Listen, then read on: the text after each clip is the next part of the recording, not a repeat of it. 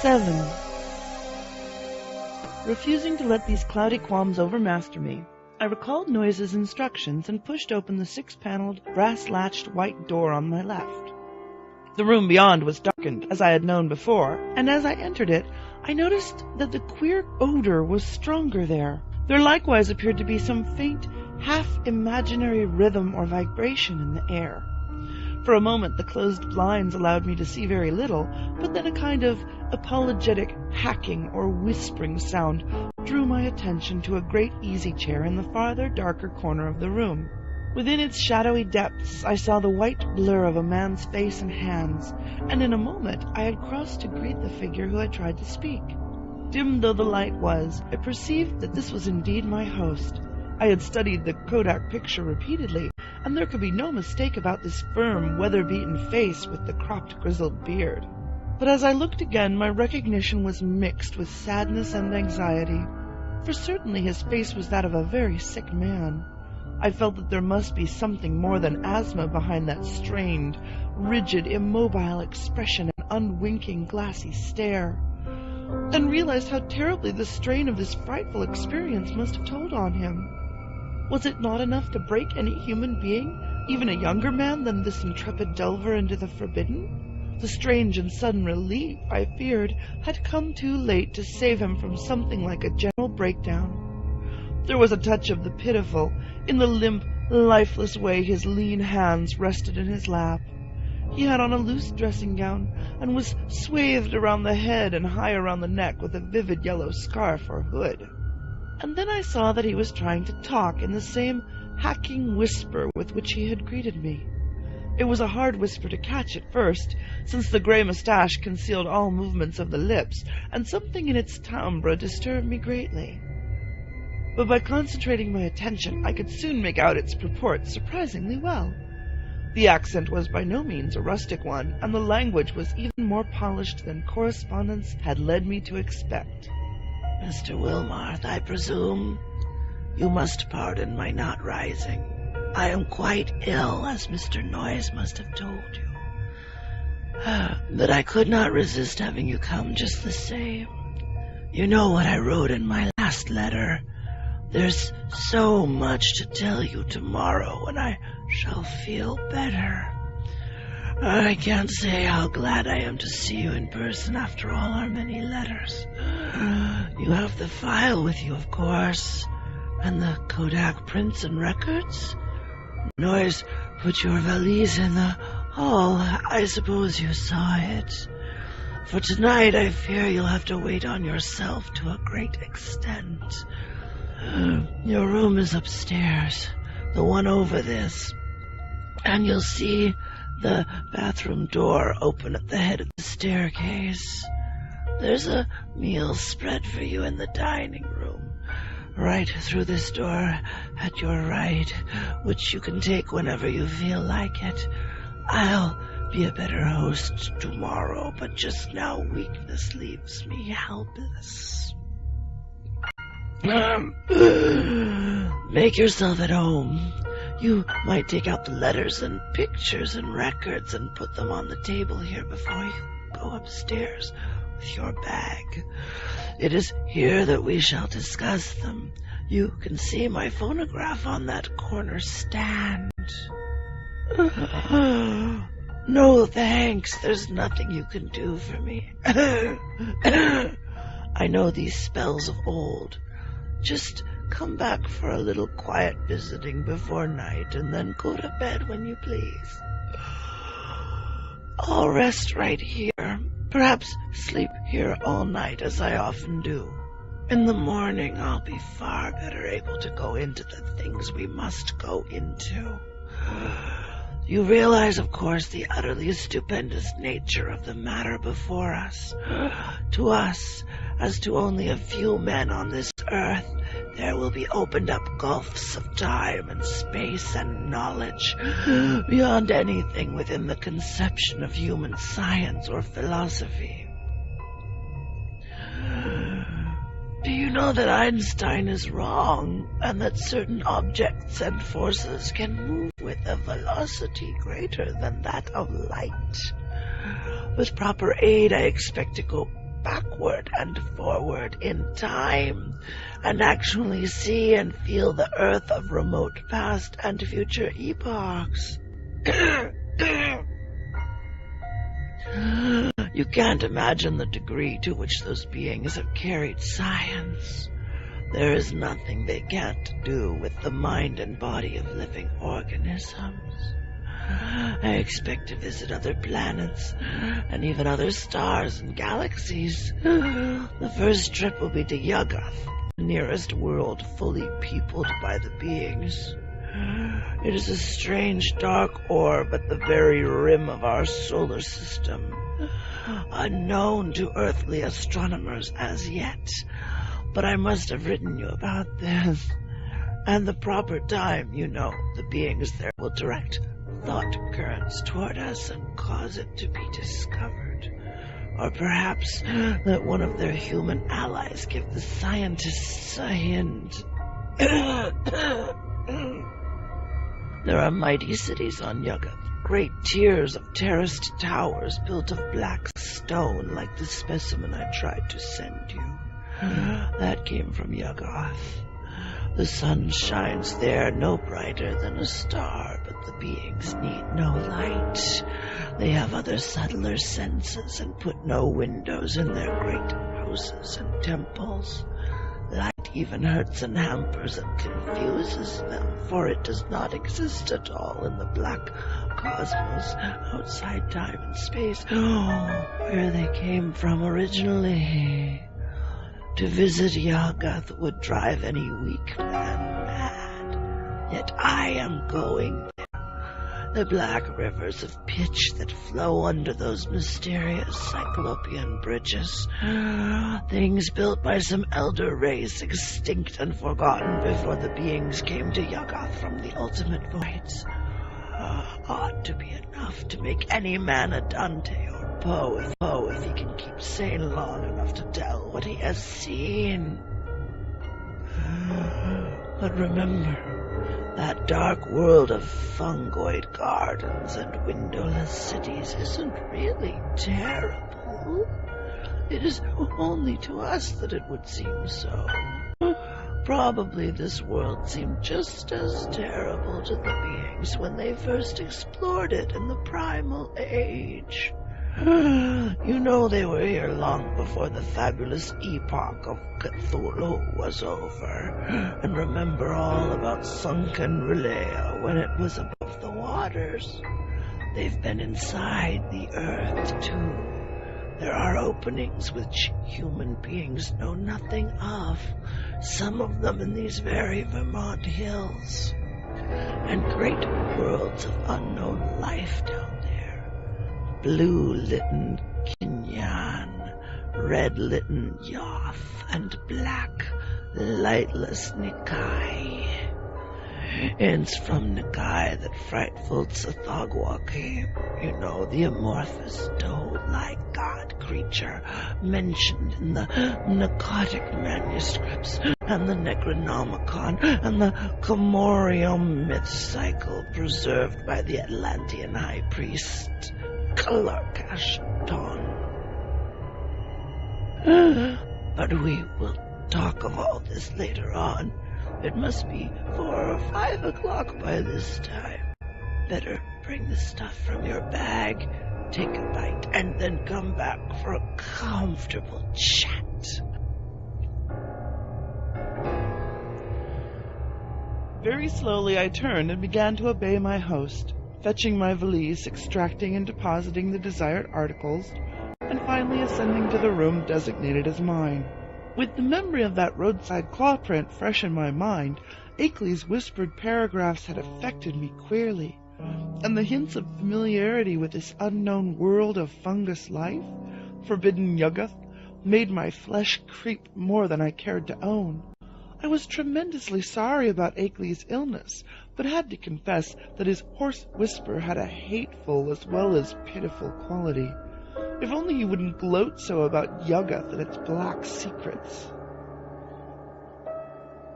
My room proved a very pleasant and well-furnished one, devoid alike of the musty odor and disturbing sense of vibration, and after leaving my valise there, I descended again to greet Akeley and take the lunch he had set out for me.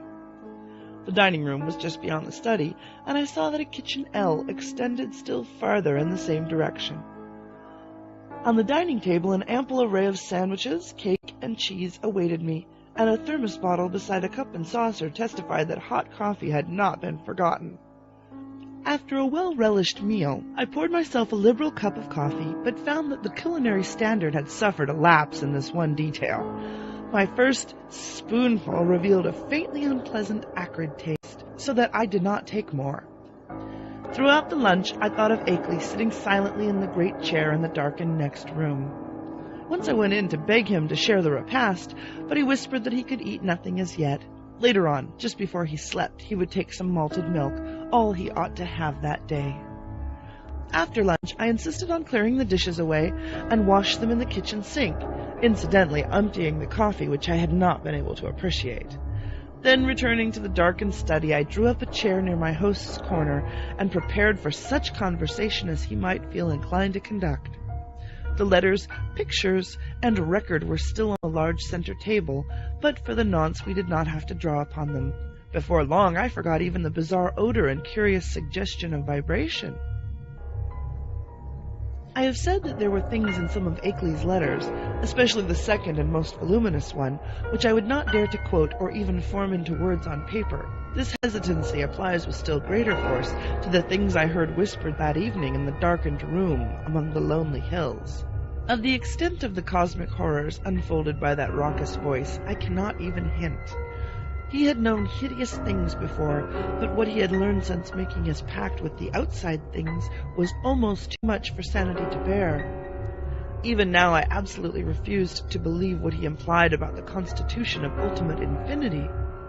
The juxtaposition of dimensions and the frightful position of our known cosmos of space and time in the unending chain of linked cosmos atoms which makes up the immediate supercosmos of curves, angles, and material and semi-material electronic organization. Never was a sane man more dangerously close to the arcana of basic entity.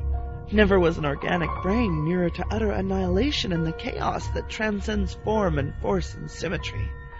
I learned whence Cthulhu first came, and why half the great temporary stars of history had flared forth. I guessed, from hints which made even my informant pause timidly, the secret behind the Magellanic clouds and globular nebulae, and the black truth veiled by the immemorial allegory of Tau. The nature of the Doels was plainly revealed, and I was told the essence, though not the source, of the hounds of Tyndalos. The legend of Yig, father of serpents, remained figurative no longer, and I started with loathing when told of the monstrous nuclear chaos beyond angled space, which the Necronomicon had mercifully cloaked under the name of Azathoth. It was shocking to have the foulest nightmares of secret myth cleared up in concrete terms, whose stark, morbid hatefulness exceeded the boldest hints of ancient and medieval mystics. Ineluctably I was led to believe that the first whisperers of these accursed tales must have had discourse with Akeley's outer ones, and perhaps have visited outer cosmic realms as Akeley now proposed visiting them. I was told of the black stone and what it implied, and was glad that it had not reached me. My guesses about those hieroglyphs had been all too correct, and yet Akeley now seemed reconciled to the whole fiendish system he had stumbled upon, reconciled and eager to probe farther into the monstrous abyss. I wondered what beings he had talked with since his last letter to me, and whether many of them had been as human as that first emissary he had mentioned. The tension in my head grew insufferable, and I built up all sorts of wild theories about that queer, persistent odor and those insidious hints of vibration in the darkened room. Night was falling now, and as I recalled what Akeley had written me about those earlier nights, I shuddered to think that there would be no moon. nor did I like the way the farmhouse nestled in the lee of that colossal forested slope, leading up to dark mountains' unvisited crest. With Akeley's permission, I lighted a small oil lamp, turned it low, and set it on a distant bookcase beside the ghostly bust of Milton. But afterwards I was sorry I had done so, for it made my host's strained, immobile face and listless hands look damnably abnormal and corpse-like. He seemed half incapable of motion, though I saw him nod stiffly once in a while. After what he had told, I could scarcely imagine what profounder secrets he was saving for the morrow. But at last it developed that his trip to Yuggoth and beyond, and my own possible participation in it, was to be the next day's topic. He must have been amused by the start of horror I gave at hearing a cosmic voyage on my part proposed, for his head wobbled violently when I showed my fear. Subsequently, he spoke very gently of how human beings might accomplish, and several times had accomplished, the seemingly impossible flight across the interstellar void. It seemed that complete human bodies did not indeed make the trip, but that the prodigious surgical, biological, chemical, and mechanical skill of the outer ones had found a way to convey human brains without their concomitant physical structure. There was a harmless way to extract a brain, and a way to keep the organic residue alive during its absence. The bare, compact cerebral matter was then immersed in an occasionally replenished fluid within an ether-tight cylinder of a metal mined in Yuggoth, certain electrodes reaching through and connecting at will with elaborate instruments capable of duplicating the three vital faculties of sight, hearing, and speech.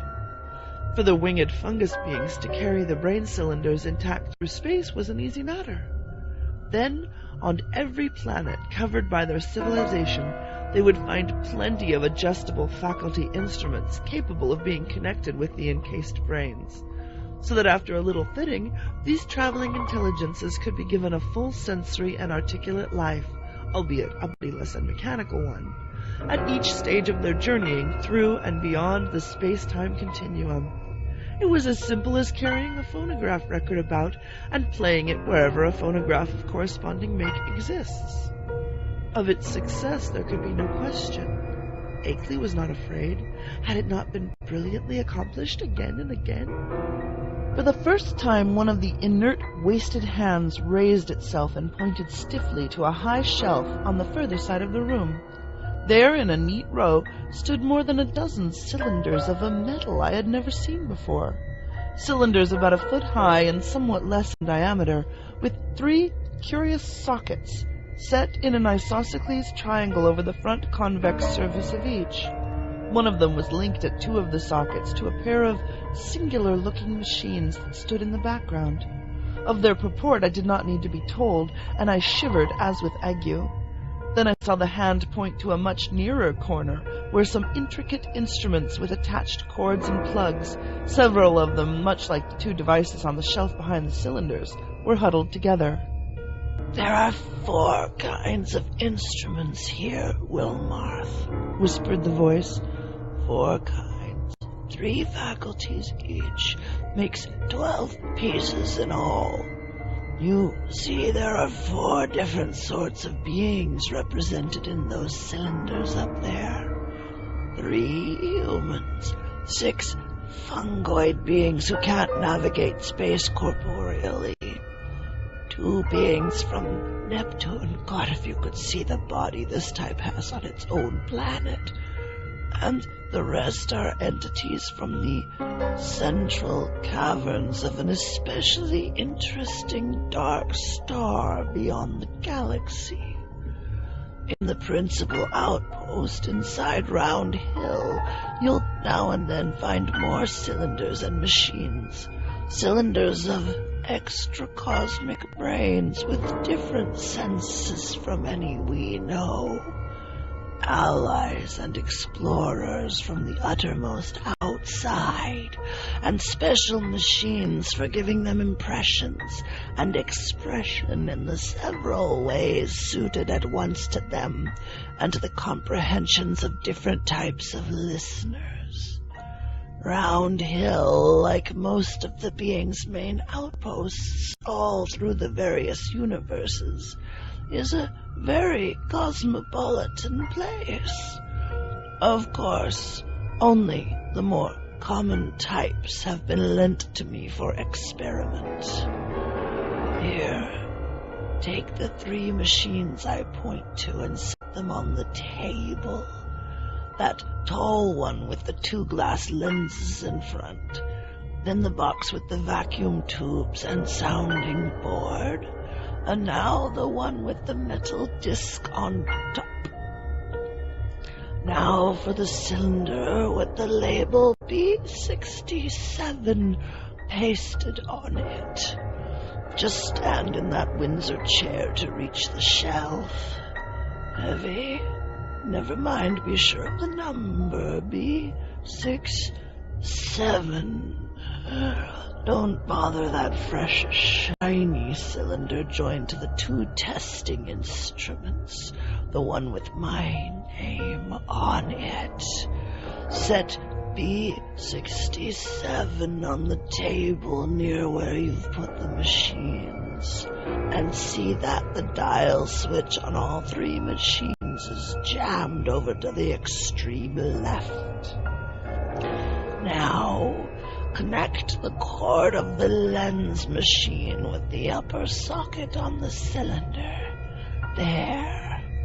Join the tube machine to the lower left-hand socket, and the disc apparatus to the outer socket. Now move all the dial switches on the machines over to the extreme right. First the lens one, then the disc one, and then the tube one. That's right.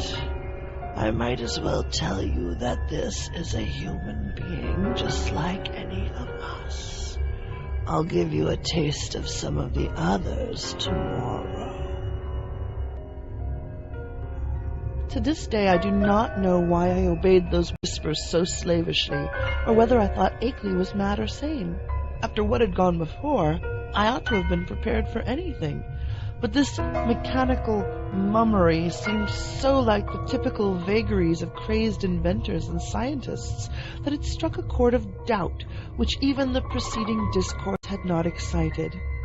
What the whisperer implied was beyond all human belief. Yet were not the other things still farther beyond, and less preposterous only because of their remoteness from tangible concrete proof? As my mind reeled amidst this chaos, I became conscious of a mixed grating and whirring from all 3 of the machines lately linked to the cylinder, a grating and whirring which soon subsided into a virtual noiselessness. What was about to happen? Was I to hear a voice? And if so, what proof would I have that it was not some cleverly concocted radio device talked into by a concealed but closely watched speaker? Even now I am unwilling to swear just what I heard, or just what phenomena really took place before me. But something certainly seemed to take place. To be brief and plain, the machine with the tubes and sound box began to speak, and with a point and intelligence which left no doubt that the speaker was actually present and observing us. The voice was loud, metallic, lifeless, and plainly mechanical in every detail of its production. It was incapable of inflection or expressiveness, but scraped and rattled on with a deadly precision and deliberation. "Mr. Wilmarth," it said, "I hope I do not startle you. I am a human being like yourself, though my body is now resting safely under proper vitalizing treatment inside Round Hill, about 1.5 miles east of here. I myself am here with you. My brain is in that cylinder, and I see, hear, and speak through these electronic vibrators. In a week I am going across the void as I have been many times before, and I expect to have the pleasure of Mr. Akeley's company. I wish I might have yours as well, for I know you by sight and reputation, and have kept close track of your correspondence with our friend. I am, of course, one of the men who have become allied with the outside beings visiting our planet. I met them first in the Himalayas, and have helped them in various ways. In return, they have given me experiences such as few men have ever had. Do you realize what it means when I say that I have been on 37 different celestial bodies, planets, dark stars, endless definable objects, including 8 outside our galaxy and 2 outside the curved cosmos of space and time? All this has not harmed me in the least. My brain has been removed from my body by fissions so adroit that it would be crude to call the operation surgery. The visiting beings have methods which make these extractions easy and almost normal, and one's body never ages when the brain is out of it. The brain, I may add, is virtually immortal with its mechanical faculties and unlimited nourishment supplied by occasional changes of the preserving fluid. Altogether, I hope most heartily that you will decide to come with Mr. Igley and me. The visitors are eager to know men of knowledge like yourself, and to show them the great abysses that most of us have had to dream about in fanciful ignorance. It may seem strange at first to meet them, but I know you will be above minding that. I think Mr. Noyes will go along too, the man who doubtless brought you up here in his car. He has been one of us for years. I suppose you recognize his voice as one of those on the record Mr. Igley sent you. At my violent start, the speaker paused a moment before concluding, So, Mr. Wilmar, I will leave the matter to you, merely adding that a man with your love of strangeness and folklore ought never to miss such a chance as this. There is nothing to fear. All transitions are painless, and there is much to enjoy in a wholly mechanized state of sensation. When the electrodes are disconnected, one merely drops off into a sleep of especially vivid and fantastic dreams. And now, if you don't mind, we might adjourn our session till tomorrow. Good night. Just turn all the switches back to the left. Never mind the exact order, though you might let the lens machine be last. Good night, Mr. Igley. Treat our guest well. Ready now with those switches. That was all. I obeyed mechanically, and shut off all 3 switches, though dazed with doubt of everything that had just occurred. My head was still reeling as I heard Igley's whispering voice telling me that I might leave all the apparatus on the table just as it was. He did not essay any comment on what had happened, and indeed no comment could have conveyed much to my burdened faculties. I heard him telling me I could take the lamp to use in my room, and deduced that he wished to rest alone in the dark. It was surely time he rested, for his discourse of the afternoon and evening had been such as to exhaust even a vigorous man. Still dazed, I bade my host good night and went upstairs with the lamp, although I had an excellent pocket flashlight with me. I was glad to be out of that downstairs study with the queer odor and vague suggestions of vibration, yet could not, of course, escape a hideous sense of dread and peril and cosmic abnormality as I thought of the place I was in and the forces I was meeting. The wild, lonely region, the black, mysteriously forested slope towering so close behind the house, the footprint in the road, the sick, motionless whisperer in the dark, the hellish cylinders and machines, and above all, the invitations to strange surgery and stranger voyagings. These things, all so new and in such sudden succession, rushed in on me with a cumulative force which sapped my will and almost undermined my physical strength. To discover that my guide Noyes was the human celebrant in that monstrous bygone Sabbath ritual on the phonograph record was a particular shock, though I had previously sensed a dim, repellent familiarity in his voice. Another special shock came from my own attitude toward my host, whenever I paused to analyze it. For much as I had instinctively liked Igley as revealed in his correspondence, I now found that he filled me with a distinct repulsion. His illness ought to have excited my pity, but instead it gave me a kind of shudder. He was so rigid and inert and corpse-like, and that incessant whispering was so hateful and unhuman. It occurred to me that this whispering was different from anything else of the kind I had ever heard. Despite the curious motionlessness of the speaker's mustache-screened lips, it had a latent strength and carrying power remarkable for the wheezing of an asthmatic.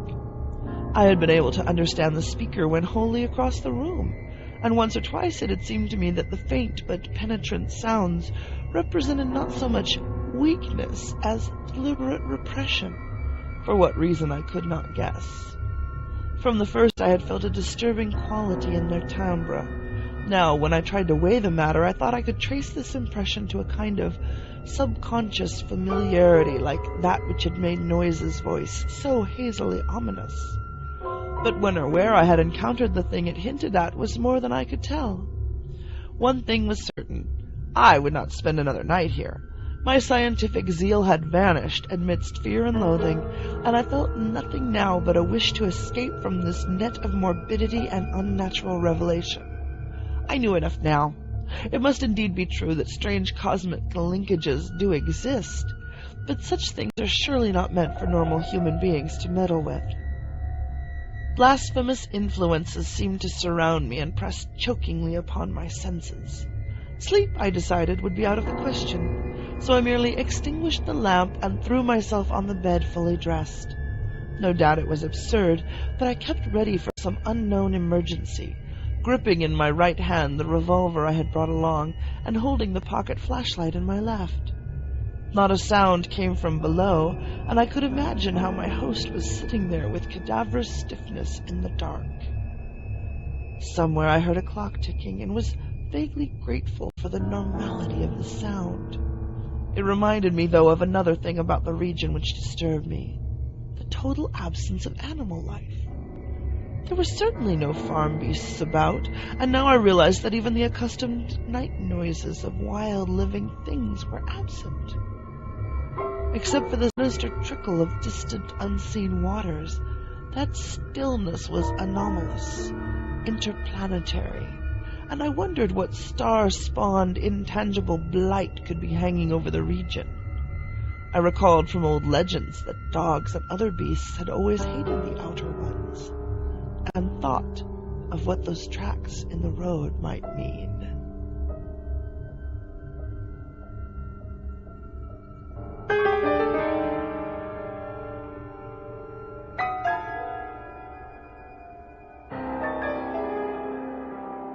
End of Chapter 7 of 8. Written by H.P. Lovecraft. Read by Julie Hoverson. Music by Kevin MacLeod of Incompetech.com.